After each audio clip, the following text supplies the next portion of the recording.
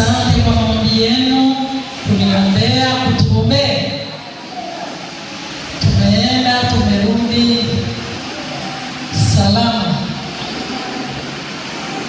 Mungu awabariki sana sana sana. Tulijua kwamba nguvu na kibali tulichokipata kule, tulijua ni kwa ajili ya kanisa la Bwana. Hamjaacha kutuombea. Bwana apewe sifa. Amina, amina. Basi nawashukuru wote kabisa kabisa kabisa.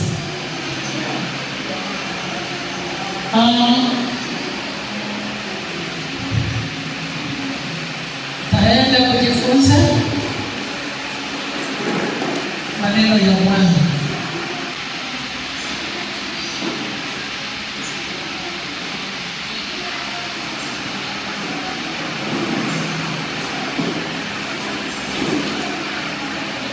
Mungu akubariki kabisa kwa kushinda. Sio rahisi kama unavyofikiria. Mtu unaweza ukaona kuja kanisani ni nguvu nyingine. Ni nguvu kabisa nyingine ya kumpenda Mungu. Kawa naangalia sasa watu karibu 40 hawana. Sasa jamani, ni mvua nini? Kwa hiyo wewe ambaye umeweza kushinda ufika, Mungu akukumbuke katika hilo. Tuko kwenye vita ambavyo sio ya kawaida, lakini Shetani alishashindwa.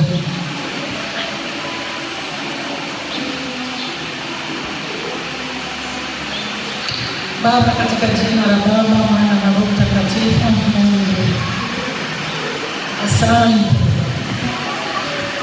Asante Mfalme wa amani kwa siku ambazo sikuwepo mahali hapa. Asante kwa sababu umelitunza kanisa, umeliponya kanisa. Asante Mfalme wa amani, narudisha sifa na shukrani mbele za uso wako katika yote uliyofanya. Asante pia hata kwa sisi ambayo tulisafiri kuelekea Tanga, waweza kutuonekania, kutulinda na kila aina zote, na tumerudi tukiwa na wazima. Tunarudisha sifa na shukrani kwenye kiti cha enzi. Muda huu sasa tunaelekea kusikia neno lako ambalo ni uzima kwetu. Mmoja mmoja, Mfalme amani, ukamfungue, maana tunahitaji kula na kunywa, na tunahitaji kufunguliwa. Katika jina la Yesu Kristo nasimama na kuvunja na kuharibu milango yote ya kuzimu inayoweza kujiingiza kwa siri mahali. Tumepewa mamlaka kwa jina la Yesu Kristo. Shetani utasimama hapa, ninakuapisha kwa moto ulao kwa jina la Yesu Kristo. Bwana nakukemea, Roho Mtakatifu tawala, kawa mwalimu na kiongozi katika mambo yote. Nashuka na kunyenyekea chini ya mkono wako, nitie nguvu, nisaidie. Ni katika jina lipitalo majina yote, katika jina la Baba na Mwana na Roho Mtakatifu. Amina.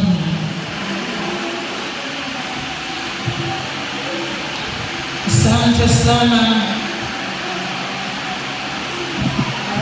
kuangalia maneno ya Mungu. Sasa kujifunza neno la Mungu katika kitabu cha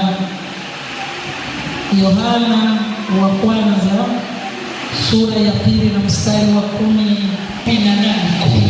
Ile nasema waraka wa kwanza wa Yohana 2:18, watoto, ni wakati wa mwisho, na kama vile mlivyosikia kwamba mpinga Kristo yuhaja, hata sasa wapinga Kristo wengi wamekwisha kuwapo. Kwa sababu hiyo twajua ya kuwa ni wakati wa mwisho. Walitoka kwetu, lakini hawakuwa wa kwetu. Maana kama wangalikuwa wa kwetu, wangalikaa pamoja nasi, lakini walitoka ili wafunuliwe kwamba si wote walio kwetu. Amina. Nataka nigusie kidogo kwa habari ya nyakati za mwisho.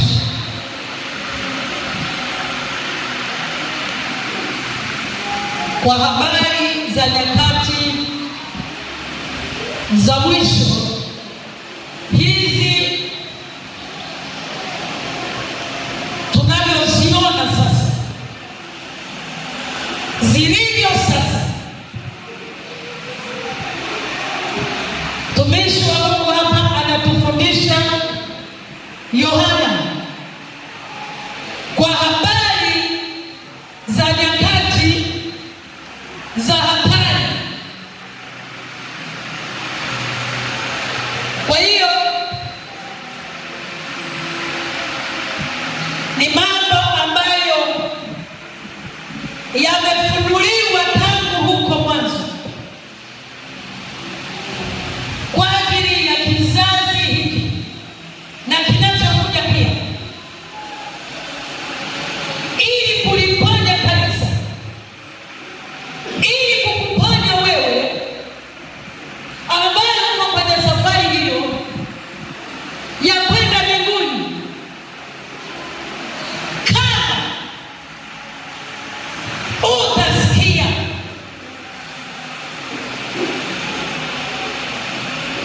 haleluya, kama utakubali kusikia, hiyo ndio point.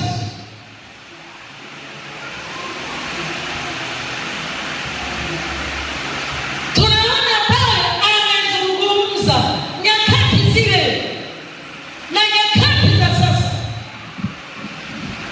Anasema tazama, watakuja, zitakuja roho, zitakuja nyakati mbaya.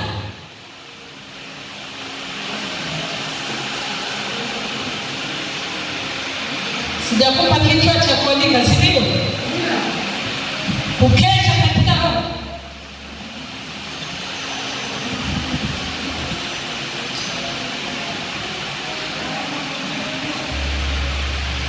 Zitakuja roho, watakuja manabii wa Mungu, na hao si kwamba wametoka wapi. Nimeshalifundisha mara nyingi hili somo, lakini jana na wayali nimeisha andika masomo mengi, nikaambiwa hapa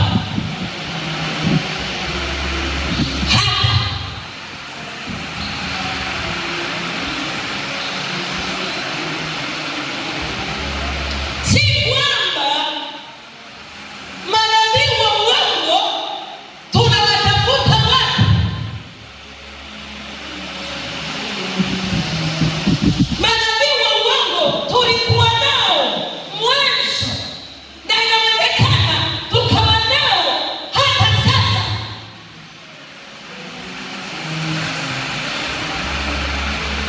Una mikakati gani ili kupona? Umeweka mikakati gani uponye na roho hizo ambazo tunaziona zilishafunguliwa kwa wakati ule? Umejipangaje wewe kushinda hizo roho? Umeweka mikakati gani kuzishinda hizo roho? Walikuwa kwetu, lakini si milanzi malizia, milanzi uko wapi? Walikuwa wa kwetu. Malizia milanzi. Walikuwa si wa kwetu. Bwana anaweza kunisaidia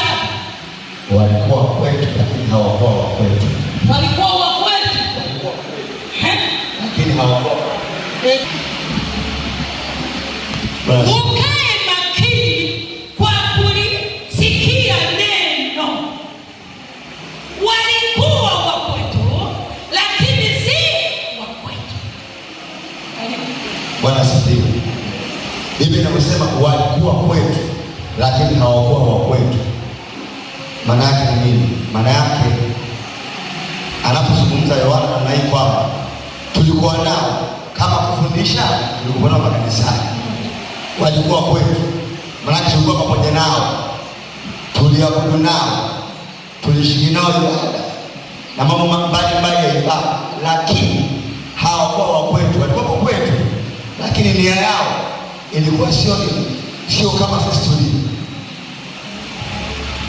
Amina, amina, amina. Walikuwa wa kwetu. Neno hilo ni zito. Neno hilo linataka utafakari. Neno hilo linataka umakini. Neno hilo linataka usimame. Neno hilo linataka viwango. Neno hilo linataka upende Mungu kuliko chochote kile unachowaza katika maisha. Hawa watu ni wabaya kuliko chochote kile unachofikiria. Hawa wote yani ni wabaya, maana ulikuwa nao, wanakujua, wanajua viwango vyako, wanavijua mambo yako, wanakujua. Inawezekana yani nguvu ulionayo wanaijua. Kwa hiyo inawezekana wakakuweza ukabaki, mimi nimeokoka na ile kanisani, haupo. Bwana asifiwe. Haleluya. Hawa wote unaowaona manabii wa uongo walikuwa wameokoka, wanajua neno.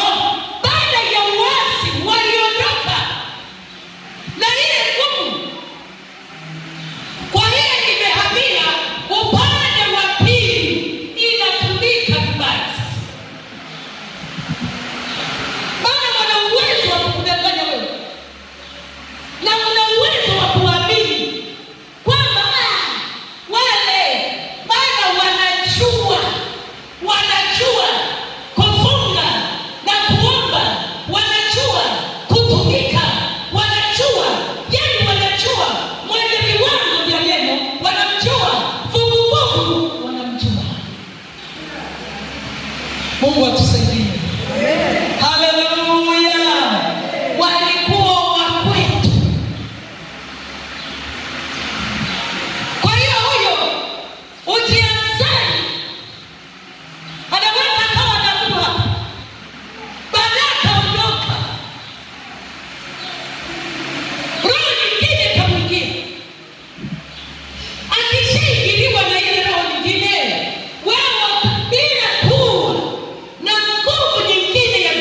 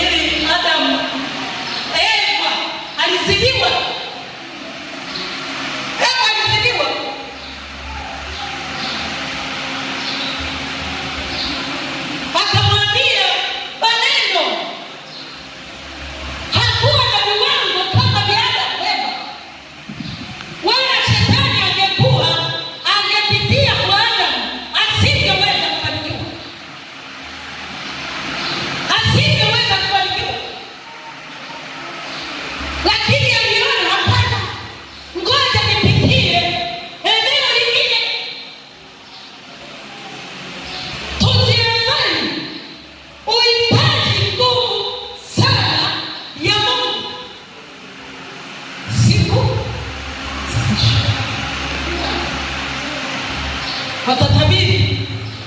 Atakuja anza angalia hivi, nikiangalia hata kwenye TV nikaangalia makanisa yaliyojaa, nasema hivi mapepo yale au ni watu wana dini na sisi tuna nini?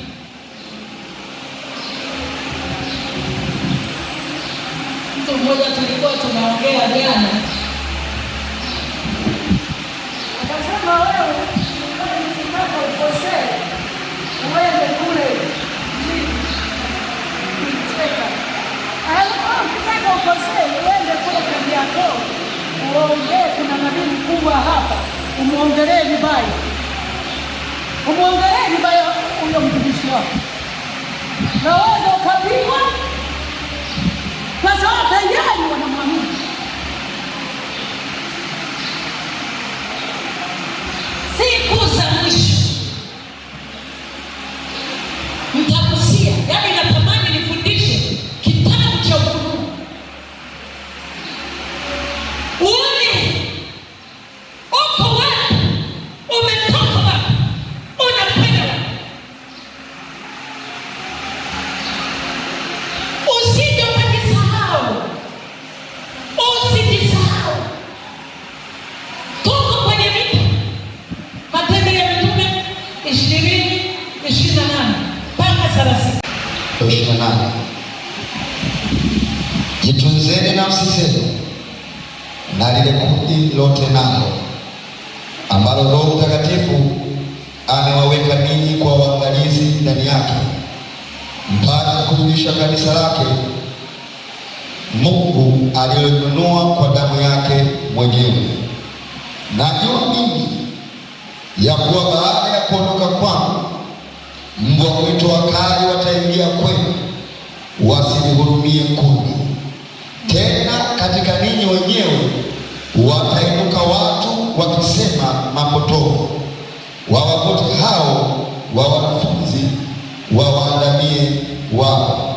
Kwa hiyo kesheni, mkikumbuka ya kwamba miaka 3 usiku na mchana sikuacha kumwonya kila mtu kwa machozi.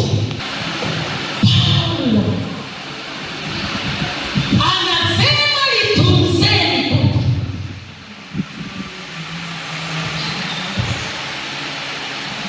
Hivi tunaelewana jamani?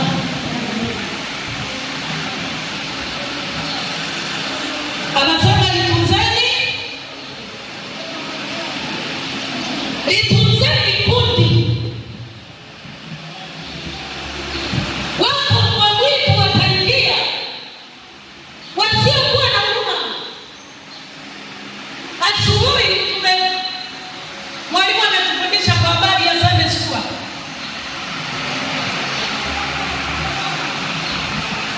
Wachungaji wa mishahara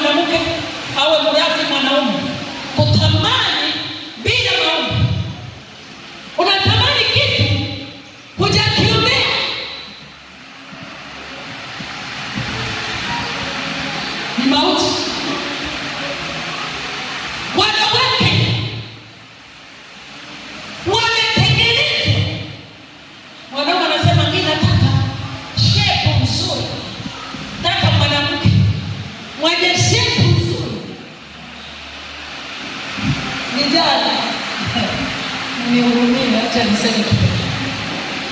Mungu akasema mchungaji, jamani, ni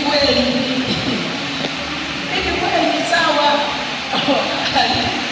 Aliniambia lakini mchungaji, kweli jamani, tunataka ndio hapa mwanamke. Sasa mimi hapa kwa mtume anamkalia pina viungo.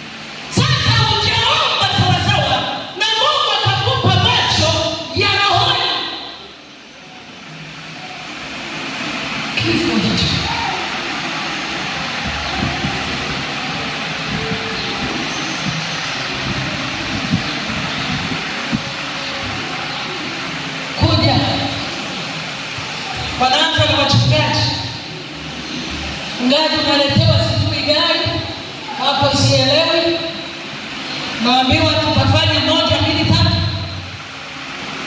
Wakimshindwa mchungaji, wanaingia kwa mabinti vijana hao,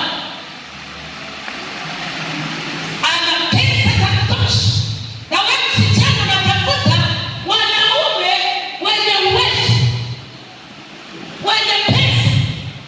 Sio mbaya, sio mbaya, lakini huyu naye ambaye hana pesa akija kwako, na Mungu amemwonyesha kwamba huyu ndio mtu wako, unasema hana gari, hana nyumba, hana fedha, unaharibu mpango wa Mungu kamili. Sasa akili zako zinakupeleka mahali ambapo sio sahihi. Siku za mwisho Paulo anawaambia, anasema litunzeni kundi. Wewe mwenyewe hebu simama na Mungu wako.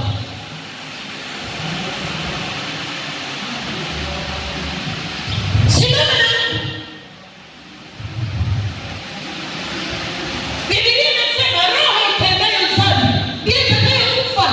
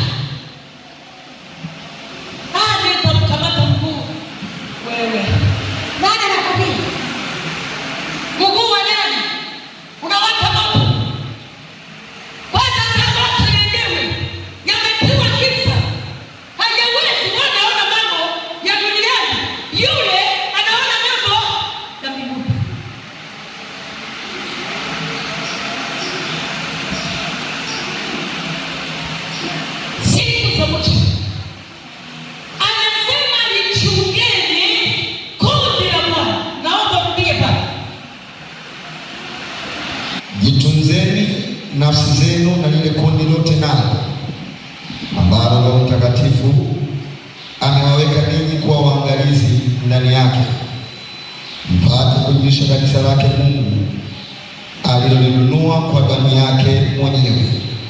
Najua mimi ya kuwa baada ya kuondoka kwangu, mbwa mwitu wakali wataingia kwenu, wasilihurumie kundi. Tena katika ninyi wenyewe watainuka watu wakisema mapotovu, wawavute hao wanafunzi wawaandamie wao. Mkikumbuka ya kwamba miaka 3 usiku na mchana sikuacha kumwonya kila mtu kwa machozi.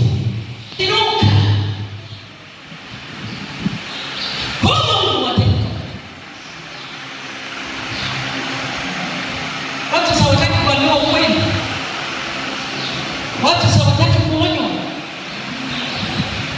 watu hawataki kufundishwa. Watainuka roho za uasi.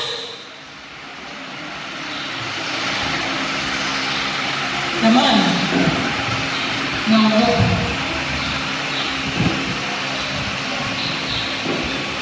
naogopa. Kanisa, jitunze mwenyewe nafsi. Wewe ni wa kwanza hapa bwana sana. Ujitunze kwanza wewe. Ndio utaenda ukija jitunza wewe mwenyewe. Uwe na usalama.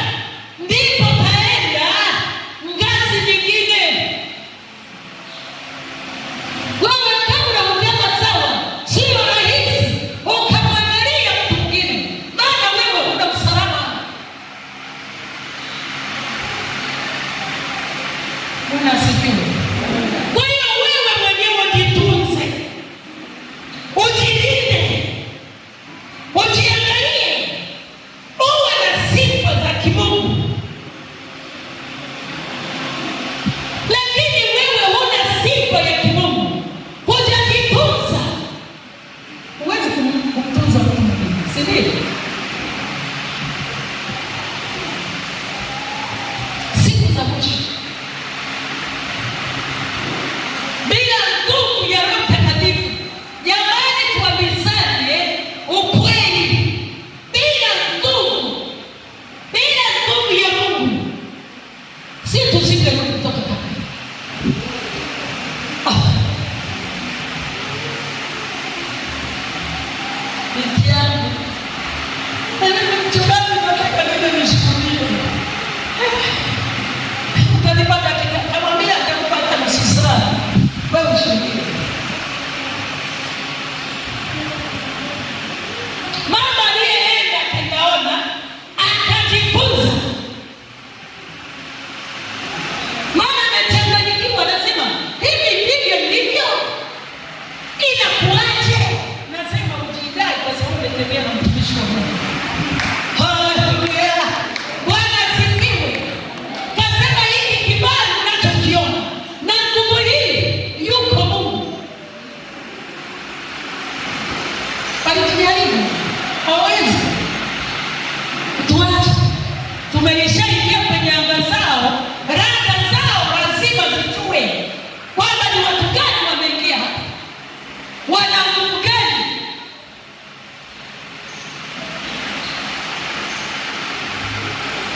Siku ya kwanza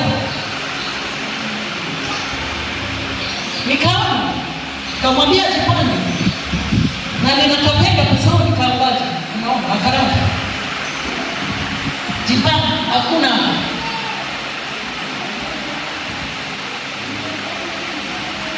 Nikaona kwanza lile ni nini, lile linachotaga mchanga, sio focus hili. Kaona kabisa limekuja linatufata, lina watu 4 wamekaa kule wanapochoteaga mchanga, wamekaa. Nilivyofika mbele yetu nikaona linashusha hivi nilivyowashusha wakageuka kuwa mbwa, yaani mbwa wa hivi.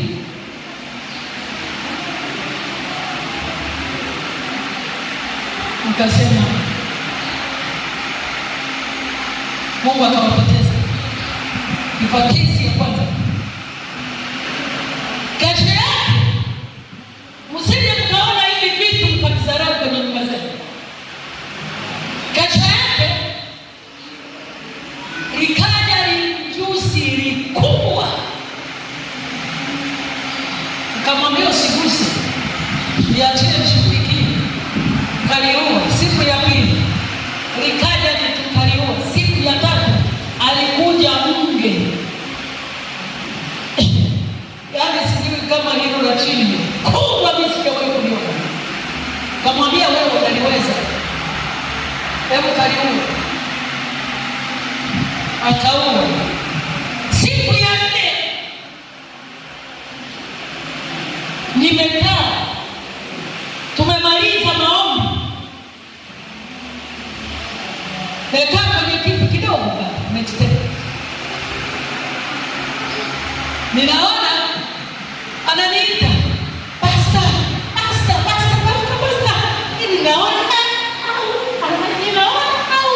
Ninaona nini? Nikasema maana pale tulikuwa tunakaa, kulikuwa kama kwenye kuna kikao fulani. Sasa tunaingia na nini,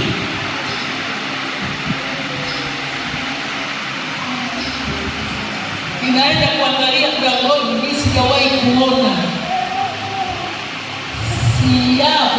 siafu ni wakubwa, yaani sijui wali kutokea, wameshazunguka, alafu yaani ni kikosi, wanaingia kwa kupandana hivi. Tunafanyaje sasa? Tunafanyaje mchungaji? Nini? Akachukua kibiriti, kaenda, alikuwa na boksi, akamwambia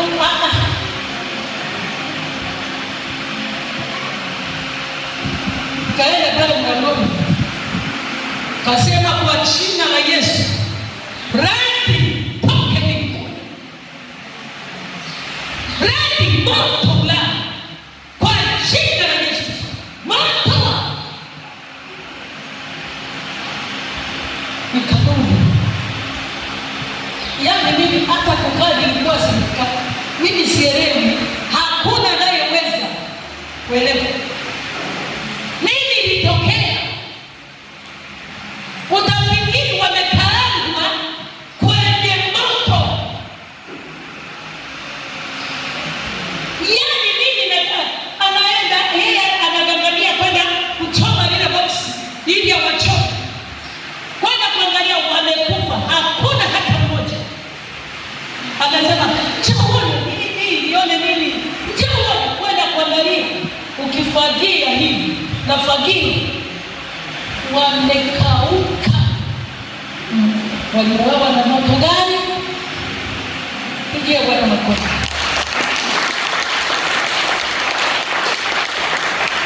Hii ni hatari. Rada zao zinakuangalia, mitambo walionao inakuangalia, unakutana. Una nini wewe? Na kama unampenda Mungu, umejipangaje?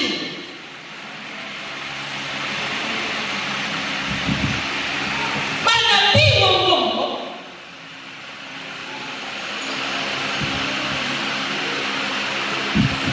kuanzia hapa,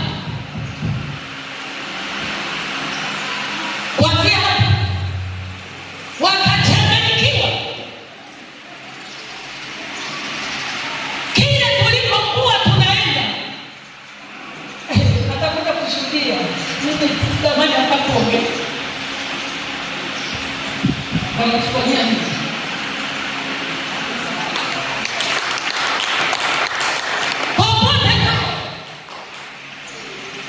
Serikali ya pale mpaka imetutambua.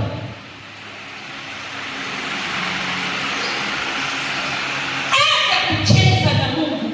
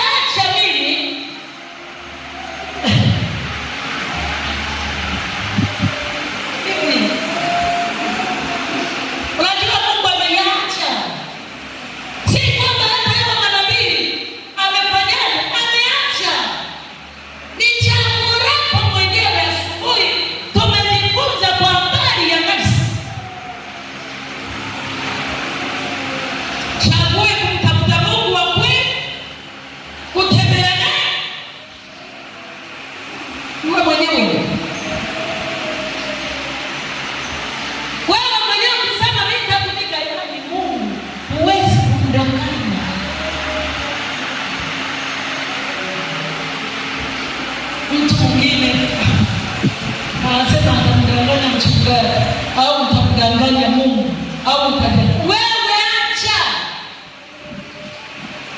Bora ujulikane hata kwa watu wote wa kuombea. Roho ziko na zipo.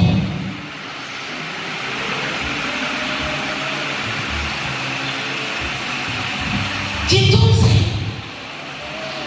jirinde kwa kunena, jirinde kwa macho yako haya. Macho yangu Mungu yasinifanye kumkosea. Mungu ni mwaminifu. Si mmesikia bosi wako wananipigia hivyo kanda kumwambia omba. Wewe ni kidume, omba. Mimi niko baba. Mchungaji unataka omba.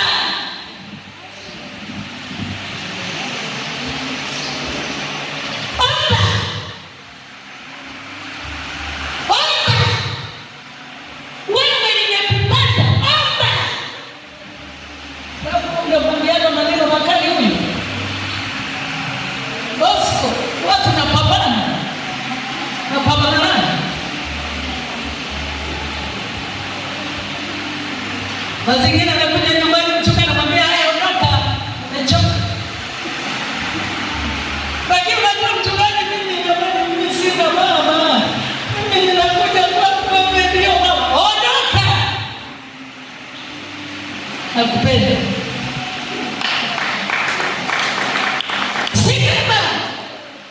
Simama. Yeye simama wewe kwa miguu yako. Simama. Hizi ni nyakati za hatari, yani zilizopitiliza. Wanasema uovu wa sasa umeisha zidi. Sijui ni mara ngapi ya Sodoma na Gomora. Wao wanataka wakubembeleze. Wewe unataka nitakuhubiri, nitakufundisha kwenye safari ya kwenda mbinguni. Lakini usitake ni kunilazimisha. Nisapoti mambo yako yasiyofaa kwa Mungu. Never. Usinilazimishe. Nisapoti uovu unaofanya.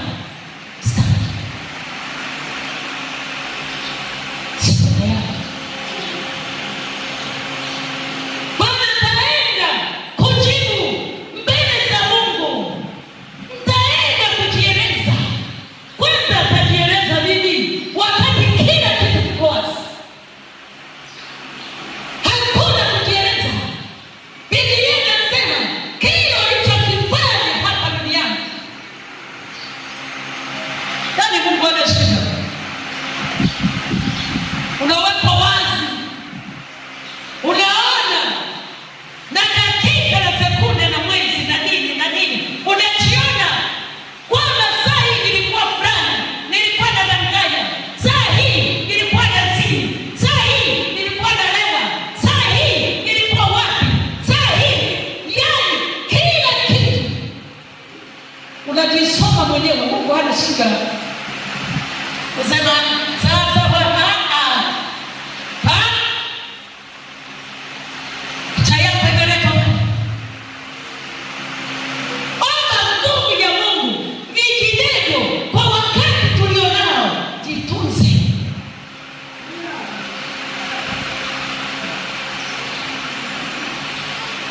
Mathayo 24.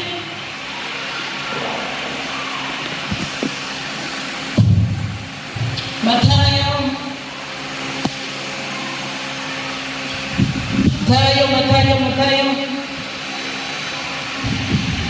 Biblia inasema kuanzia mstari wa 5 mpaka wa 14. Biblia inasema kwa sababu wengi wanakuja kwa jina langu wakisema mimi ni Kristo, nao watadanganya wengi. Nanyi mtasikia habari za vita na matetesi ya vita. Angalieni msitishwe, maana hayo hayana budi kutukia, lakini ule mwisho bado. Kwa maana taifa litaondoka kupigana na taifa, na ufalme kupigana na ufalme. Kutakuwa na njaa na matetemeko ya nchi mahali mahali. Hayo yote ndiyo mwanzo wa utungu. Wakati huu watawasaliti ninyi mpate dhiki, nao watawaua. Nanyi mtakuwa watu wa kuchukiwa na mataifa yote kwa ajili ya jina langu. Ndipo wengi watakapojikwaa, nao watasalitiana na kuchukiana, na manabii wengi wa uongo watatokea na kudanganya wengi. Na kwa sababu ya kuongezeka maasi, upendo wa wengi utapoa. Lakini mwenye kuvumilia hata mwisho ndiye atakayeokoka. Tena habari njema ya ufalme itahubiriwa katika ulimwengu wote kuwa ushuhuda kwa mataifa yote. Hapo ndipo ule mwisho utakapokuja.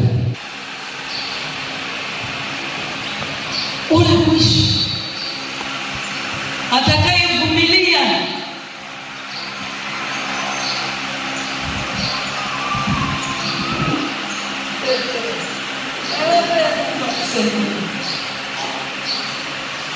Mungu atusaidie. Atakayevumilia, atakayevumilia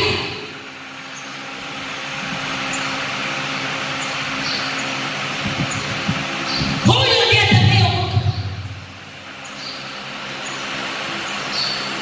Umevumilia nini?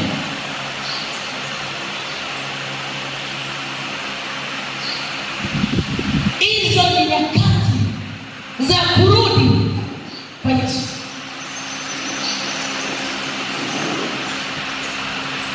Watasalitiana wao kwa wao, watachukiana wao kwa wao, watasalitiana wao kwa wao. Halafu sasa unaona hapo mpango kuna neno. Ndipo manabii wa Mungu akiwa umeshasalitiana huko, roho za kusaliti, mnasalitiana, kila mmoja anamwona mwingine si kitu chochote, si roho,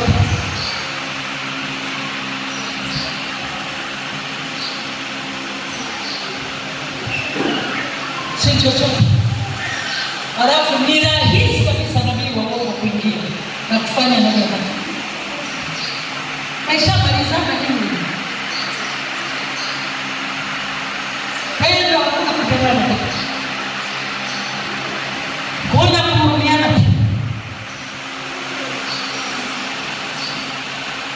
Hakuna. Neno limeandikwa. Wewe unapolisoma unapata picha gani? Wewe mwenyewe, wewe unakitathmini vipi? Unavyojua kwamba unavyolisoma, unavyofundishwa, unavyohubiriwa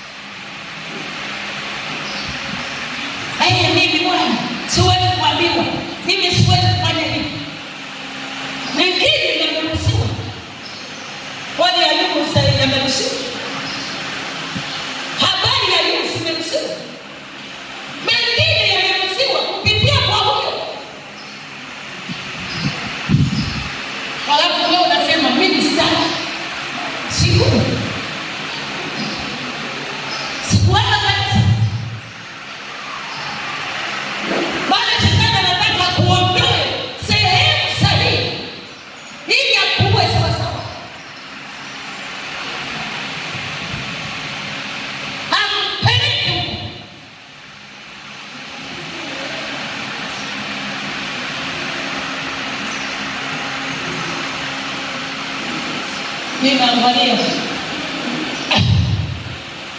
mtu unajigabisha, unasema jamani, hivi huwa ndio na utumishi wa Mungu wote, yaani urani. Mungu nipe ujumbe, Mungu nisaidie. Jamani, jamani unaomba, jamani unafunga, jamani huli, jamani jamani, Mungu ni shahidi.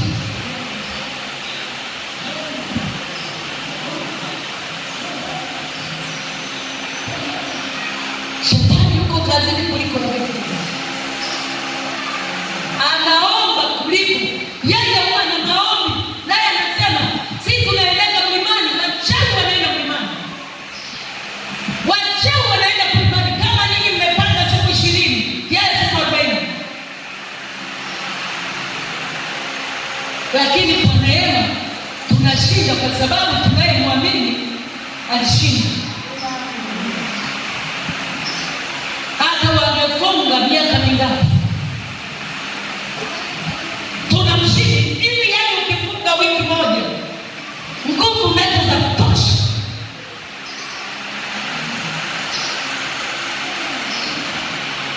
Unaona, Mungu nipe niombe.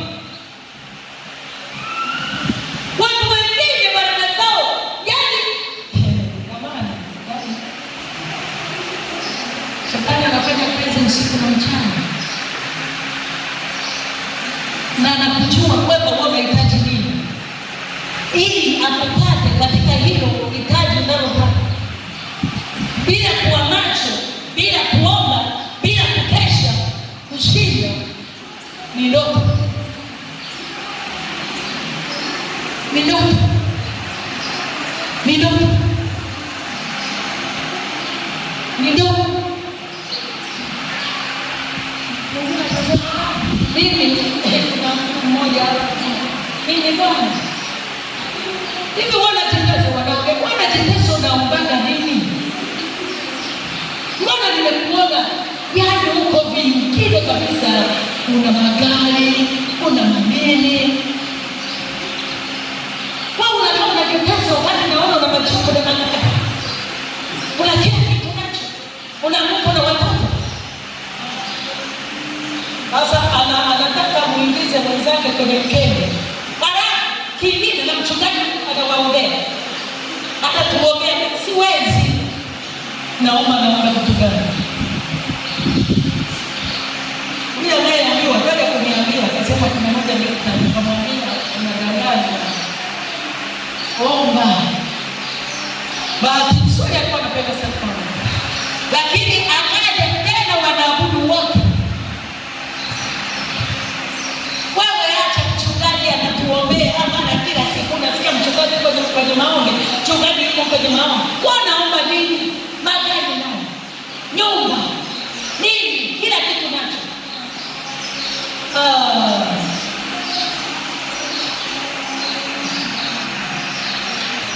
Naweza ukaona umefanikiwa, lakini kumbe si kufanikiwa.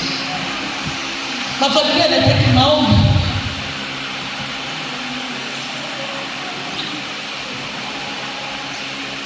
Mathayo 24:24. Biblia inasema 24:25, kwa maana wanatokea makristo wa uongo na manabii wa uongo, nao watatoa ishara kubwa na maajabu, wapate kuwapoteza kama yamkini hata walio wateule. Tazama, nimekwisha kuwaonya mbele.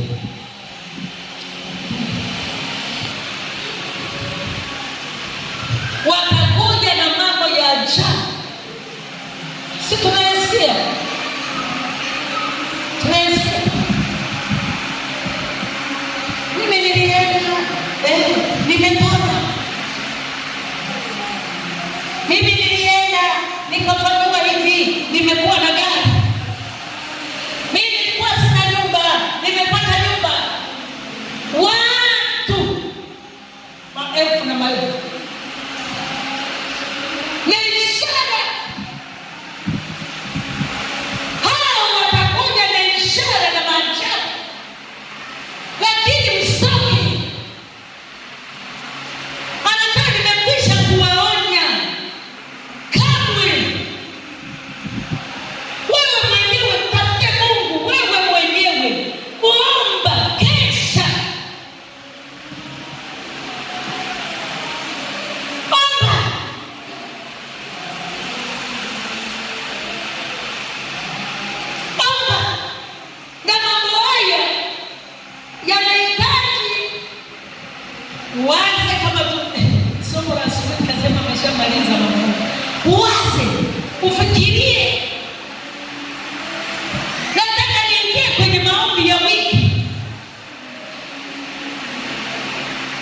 Yaani unajipanga, vinaweza vikaja vishawishi, mara unataka kuomba, mara hii shida imeingia, mara hii tatizo limeingia, mara sijui nini. Yaani unamwambia wiki hii Mungu nahitaji kuomba,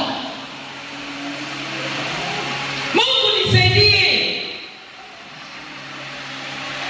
Yapo nguvu za namna zote, magonjwa yanaweza kuinuka. Kama umedhamiria kabisa kabisa, sogeza mbali, sukumia mbali. Nahitaji wiki hii. Siku moja nikawa nafundisha, alafu usiende na mambo manne matano sita, nenda na mambo mawili. Wiki hii kama ni moja, ulitafakari hilo hilo, uliombea hilo hilo. Ukiamua kuingia kwenye maombi, kupasua mianga, kuondoa vifusi ambavyo vimekufikia,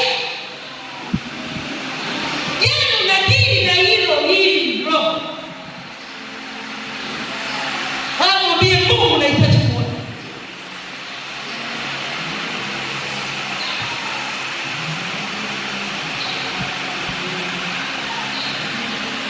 Ziko nguvu zinafanya kazi, zimemwagwa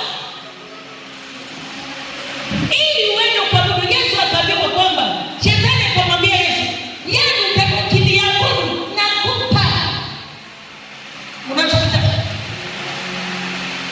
Leo shetani ndivyo anavyotaka. Kama unataka yaani ufanikiwe, unaambiwa uniabudu. Lakini kama baraka zako shetani hatakuja kuzigusa, iwe miaka mingapi, ninakuomba mwana wa Mungu, baraka zako zimetunzwa. Kana nikawa naongea na mtumishi wa vijana, nasema Mungu baraka tunazo, baraka zipo, shetani anaweka.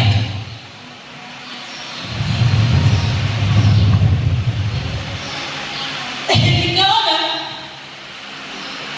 watu fulani wanaishi kwenye nyumba za ajabu sana,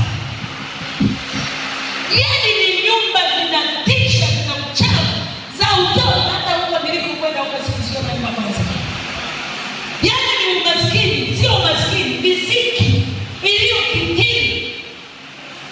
Na wao wanajiona hivyo, wametulia kwenye nyumba hizo, wanaona ni haki zao kukaa pale, wamekata tamaa, wamevunjika moyo, wako hapo ni giza, hamna hata taa, lakini wanaishi kwenye nyumba kama hizo.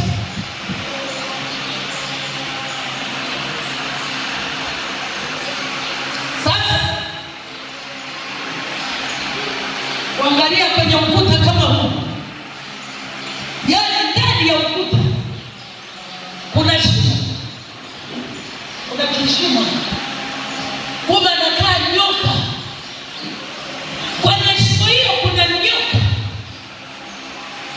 mweusi kama spika, anaishi kule kwenye ukuta. Pia anatesa ile familia mkubwa, alishanenepa,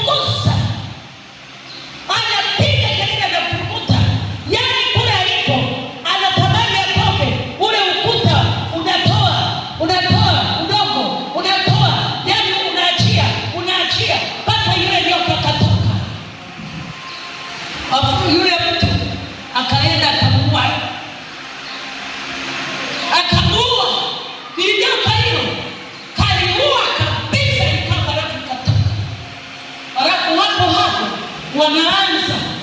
Nikaona familia moja ikasema jamani, hii inakimbia inakusanya familia, inasema jamani, tuende kwenye baraka, tuende kwenye baraka zetu. Unajua tuna nyumba nzuri. Na mwingine akasema mimi ya kwangu ile nyumba yangu naiona. Kumbe tulikuwa kile kinyumba kinanuka, kile kinyumba kina matope, kile kinyumba kina giza. Kumbe tulikuwa tunaishi. Kumbe wanaanza kuonyeshana ile familia, wengine watakimbia kufuata baraka zao. Watu wamefanikiwa, watu wana baraka, shetani bado amezificha. Lakini kwa sababu yule joka amekufa, yule joka ameondolewa, yule joka ameonekana, Mungu lazima afanye kitu. Bwana asifiwe. Bwana apewe sifa. Wana wa Mungu tunahitaji kuomba. Unapoamua kuomba, usikate tamaa, usichukie, usiseme na upesa mwili, usiseme jamani na kuwaje. Chukua hatua. Kamwana Mungu.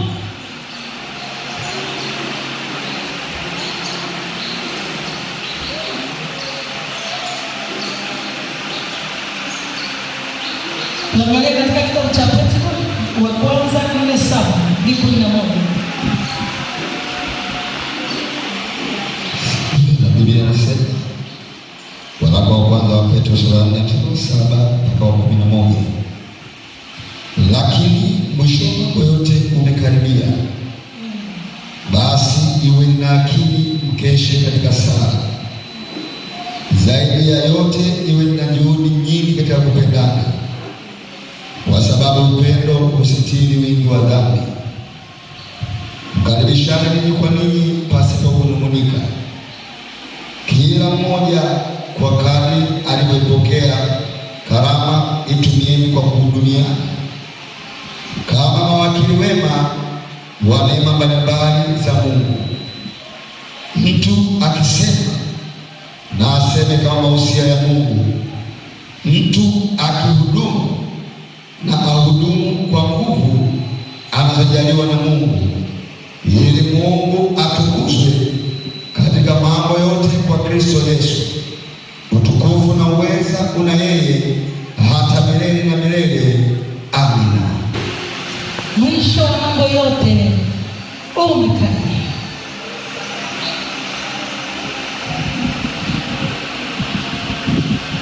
Mwisho wa mambo yote wana wa Mungu.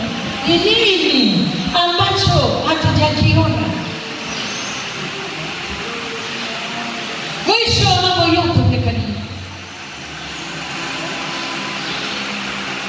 Biblia inasema tuhudumiane, tusaidiane. Anasema nyinyi kwa nyinyi. Mwisho wa mambo yote umekaribia. Unabii usije ukatumia kwangu, mabaya sitaki yatimie kwangu. Jitahidi kuyafanya yale mapenzi yako kwa bidii. Mambo mengine ujikane. Shetani anapoelekea anaona unaelekea pazuri, anasema wewe unataka kutoka.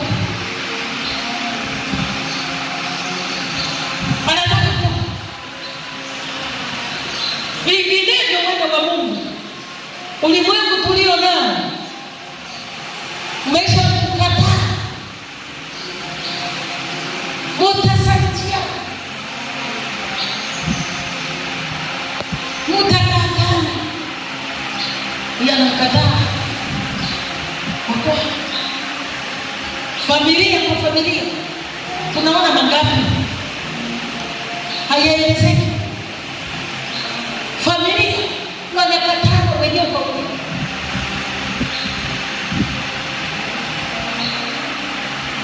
Watoto wamekuwa ni michoro kwa wazazi wao. Wanawake vile wame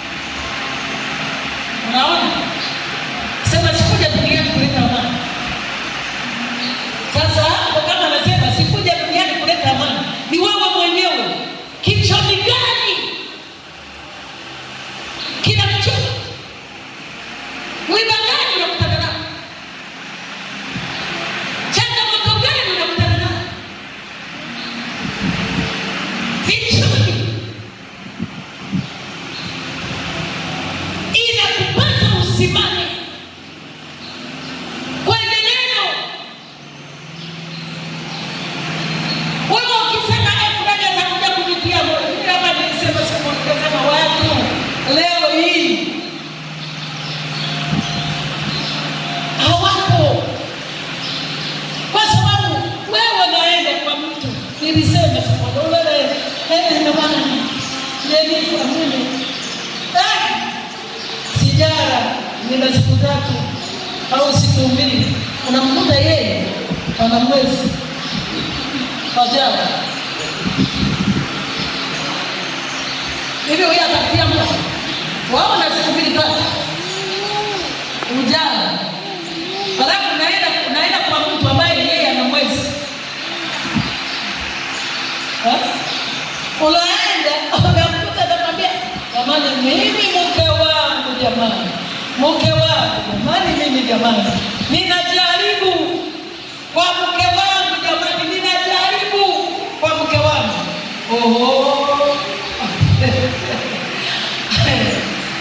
Unaenda unampelekea tatizo mtu ambaye jamani anasema mimi tena ninapigwa huko mbali, ninapigwa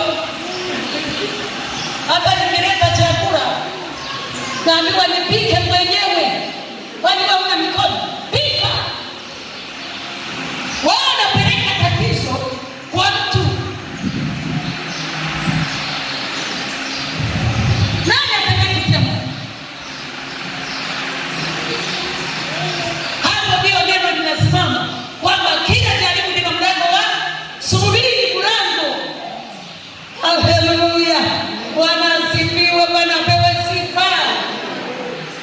Yaani vichuni vimene. Watu leo hakuna faraja. Mimi wanaangalia, wewe mwambie mtu shida yako, hataja kumsikiliza. Labda madaktari lazima sikilize shida ya mteja, lakini unapoenda kwa mtu, ninaumwa, niko jamani, unatembea mgongo umepiga hivi, unaenda kwa mtu anakwambia jamani, nimetumikiwa nilipitana jana. Twende kwa nani? Nyakati hizi tulizo nazo ni za hatari. Tuombee madaktari, tuombee walimu, bado wanazalishwa. Mimi nimekutana madaktari karibu 4 wanakwambia tufanye nini? Hii ndio ajira yangu mimi, nikupe dawa upende, alafu nile wapi? Kwenda nikamwambia, wewe dokta, bahati nzuri tulikuwa tunakaa naye, namwambia bora nimekukuta wewe, nikuuliza maswali yako.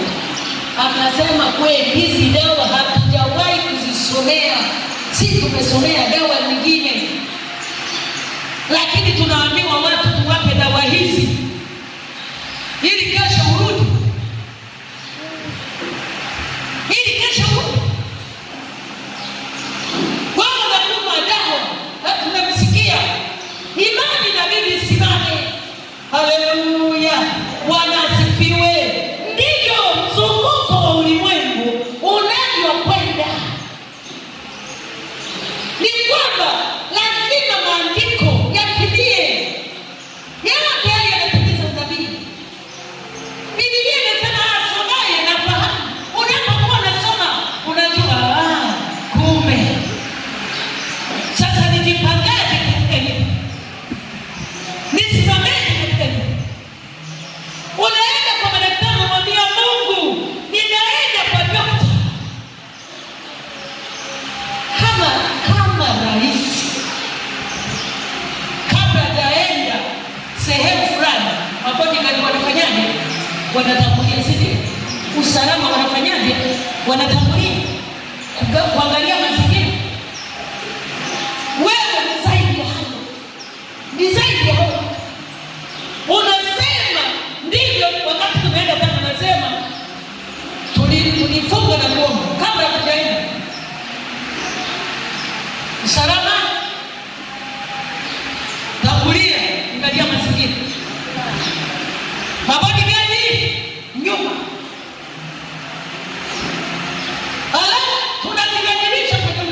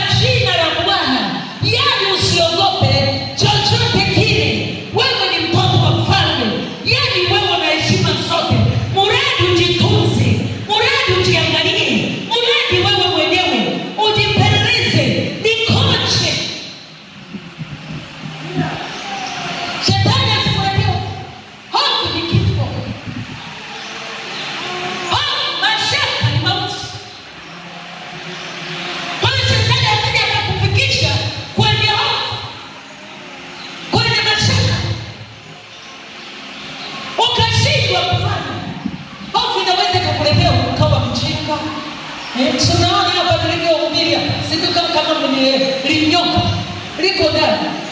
Limezamia ndani. Joka ni kubwa leusi. Uchawi mweusi. Wako ndani ya nyumba. Wana giza, utoki, uelewi. Kumbe giza liko ndani. Shika ukuta wako. Tembeza moto kwenye ukuta. Wakutane na watu wanaokuja. Hao maji wanaokuja kwa kwako. Wakutane na watu, wakutane na moto. Kwenye madirisha wale, mtoto wa ufalme vinalala. Usalama afanye kazi. Malaika wa usalama afanye kazi. Magoti kadirinda. Malaika wenye panga za moto tembea. Fanya kituo. Ombea chakula na chakula.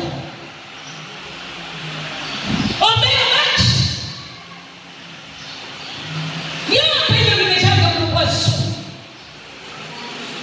Ombea chochote. Usiwe mvivu kwa ajili ya maisha yako.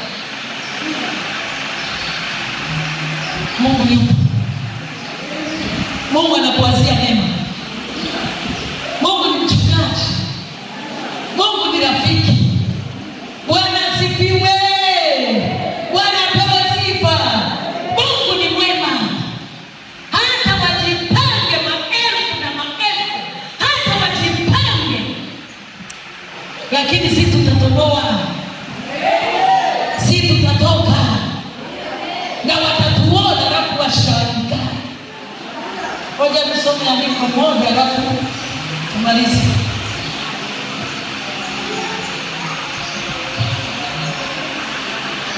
Tuangalie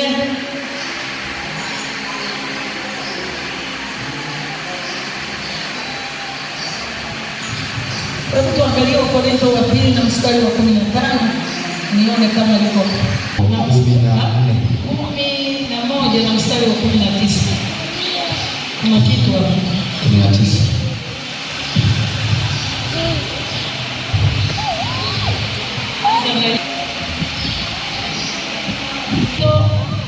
Wa kwanza 19. Kwa maana lazima kuwapo na uzushi kwenu, ili waliokubaliwa wawe dhahiri kwenu. Naomba rudie. Kwa maana lazima kuwapo na uzushi kwenu, ili waliokubaliwa wawe dhahiri kwenu. Naomba msaidie.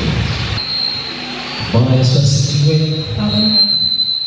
Nataka nirudie kulisoma vizuri alafu niweze kuelezea kifupi. Mstari wa 19 unasema, kwa maana lazima kuwapo na uzushi kwenu, ili waliokubaliwa wawe dhahiri kwenu. Bwana asifiwe.